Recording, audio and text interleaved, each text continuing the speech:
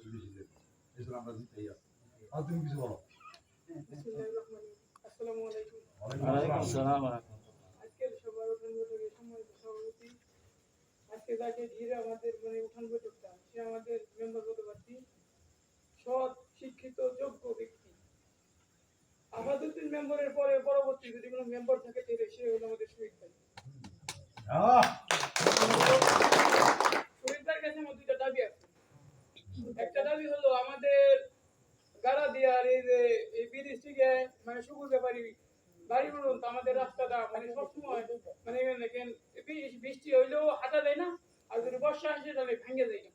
শহীদ ভাইয়ের কাছে একটা দাবি যে আমাদের রাস্তাটা আপনি উন্নয়ন করে দিবেন। আর আমাদের যে এলাকার যে মসজিদ মাদ্রাসা আছে, বর্তমানে আমাদের যে মসজিদটা আছে, মসজিদের অবস্থা অত্যন্ত খারাপ। আমাদের মসজিদটা যদি বাইরে করে দেয়, ইনশাল্লাহ বাইরের পক্ষে আমি আসি, বাইরের জন্য আমি